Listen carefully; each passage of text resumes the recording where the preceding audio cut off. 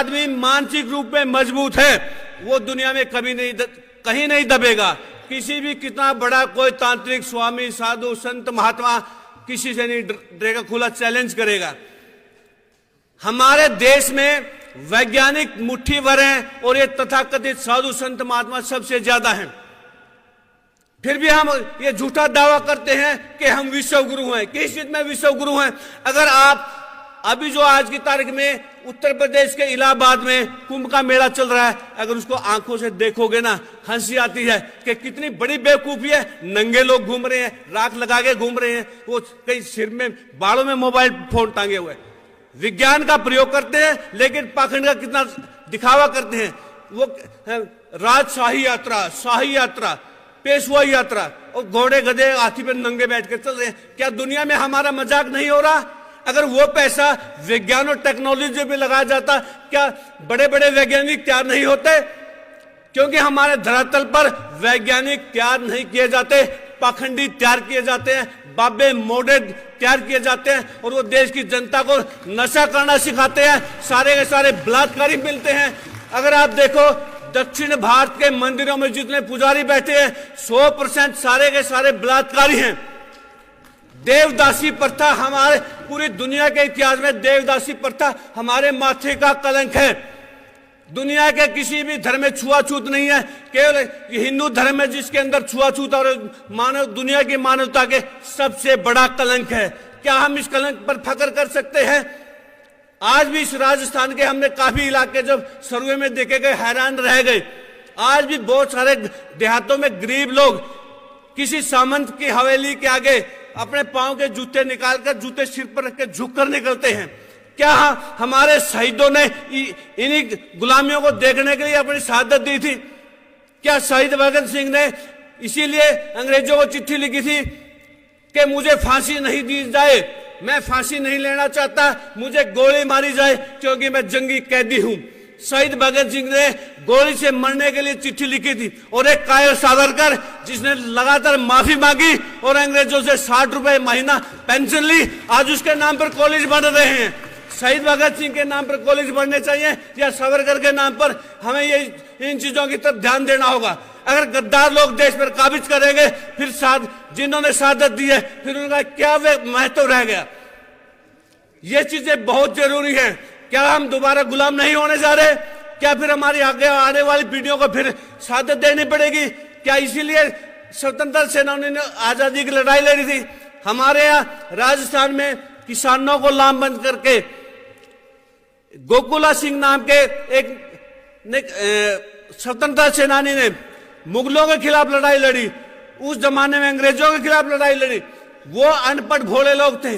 अनपढ़ भोले भी जब आजादी की लड़ाई में इस हद तक जा सकते थे, हमारे पास तो साधन है, संसाधन है, पढ़े लिखे हैं, नौकरी पेशे वाले हैं। क्या हम उन लोगों की तर्ज पर इस अत्याचार का खिलाफ विरोध नहीं कर सकते? जिस देश में बच्चे भूख से मर रहे हैं वहां गणेश दूध पी जाता है। क्या ये चीजें बर्दाश्त करने लायक है? बिल्कुल भी नहीं। इसलिए सभी साथियों से हाथ जोड़कर अपील है कि इस मुहिम में आप प्रैक्टिकल बनिए। अपने आसपास जहां भी जिस इलाके में आप वहां काम करिए। और सभी से एक बात विशेषकर कहना चाहूंगा, क्योंकि जो साथी इस लाइन में आते हैं वो सबसे ज्यादा एक चीज पे उलझते हैं, वो है भगवान का मुद्दा। आपको सबसे 1 या 2 मिनट नहीं पकड़ेंगे पाखंडी लोग, वो आपको भगवान के मुद्दे पर घेरेंगे। आपको सिंपल एक लाइन में जवाब देना है। अगर वो कहते हैं आप भगवान को मानते हो या नहीं, आपने हाँ या ना में जवाब देने की बजाय एक ही लाइन में बोलना है कि हम भगवान को ढूंढ रहे हैं, तलाश कर रहे हैं। जिस दिन भगवान मिल गया सबसे पहले आपको मौके पे बुलाएंगे।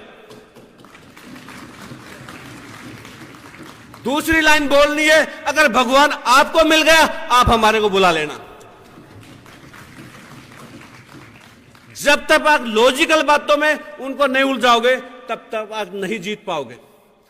अगर वो आपके ऊपर सवाल करता है, आप उस पर अगला सवाल उसी पे डालिए, उसी से पूछिए क्या देवी देवताओं के 8-8, 10-10 हाथ हो सकते हैं?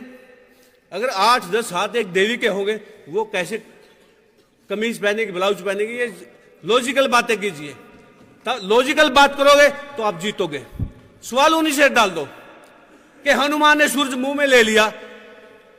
उन बेवकूफों से सवाल करो, धरती से सूरज 13 लाख गुना बड़ा है, 13 लाख गुना बड़ा। तो वो आदमी हनुमान फिर धरती पर रहता कैसे था? जब 13 लाख गुना बड़ा सूरज को मुंह में ले गया, तो उसका खुद का साइज तो सूरज से 16 लाख गुना बड़ा होना चाहिए ना।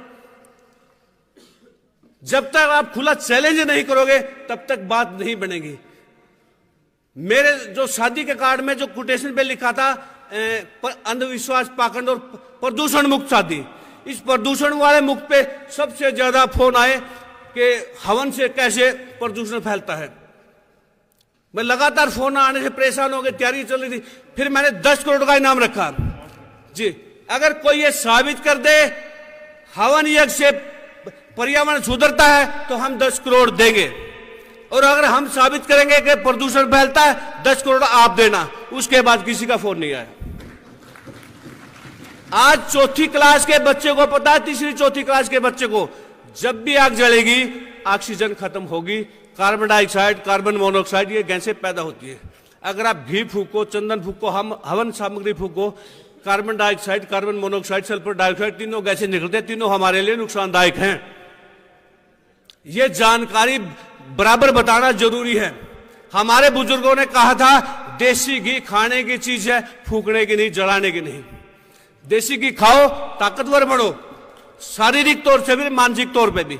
इसलिए सभी साथियों से हाथ जोड़कर अपील है, ज्यादा से ज्यादा पत्रिकाएं पढ़े, ज्यादा से ज्यादा किताबें पढ़े, ज्यादा से ज्यादा प्रोग्रेसिव डॉक्यूमेंट्री फिल्म है वो ज्यादा से ज्यादा देखे, और ज्यादा से ज्यादा लोगों को जोड़े, और पूरी ताकत के साथ इस आंदोलन में कूद पड़ो।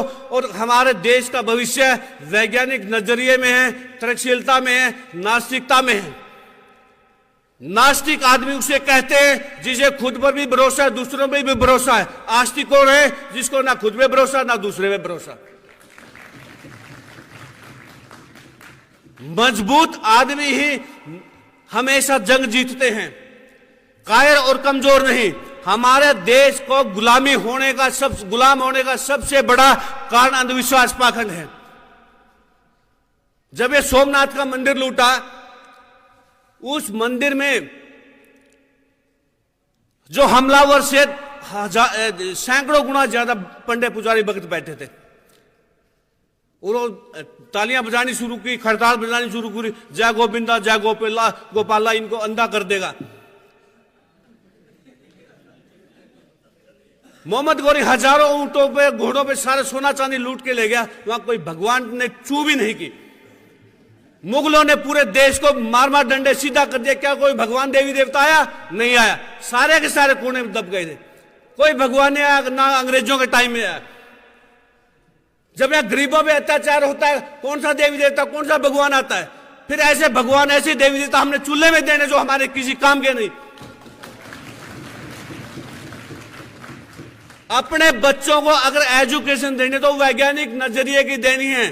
केवल शिक्षा से बात नहीं बनेगी। आपको पीएचडी भी सूर्य को पानी देता मिलेगा। पढ़ा लिखा या अनपढ़ ये मायने नहीं रखता। आप जागरूक हैं या अंधविश्वास है ये मायने रखता है। तो साथियों, इसीलिए हर जगह आप तरक्की कीजिए। जो हमारा देश गरीब नहीं है, जनता गरीब है। जो यूरोप के लोग जाहिल कहलाते थे, उन्होंने हमारे यहां राज किया। और इसका कारण हमारा धर्म। हमारे धर्म में इतनी बकवास, अगर आप वेदों को पढ़ोगे, उपनिषदों को पढ़ोगे, पुराणों को पढ़ोगे, सारे के सारे बकवास है। पुराणों में ऐसी बात है आप परिवार के बीच बैठ के पढ़ नहीं सकते, इतनी गंदी बातें हैं उनमें, पुराणों में। इसलिए हमने सारी स्टडी की है। अगर आप इनको वास्तव में पढ़ोगे, इतनी गंद भरी है। तो इसीलिए सभी साथियों से अपील है, सारी वैज्ञानिक चेतना की अच्छी अच्छी किताबें पढ़िए, जागरूक कीजिए समाज को, सभी को। जय जवान, जय किसान, जय विज्ञान, जय इंसान।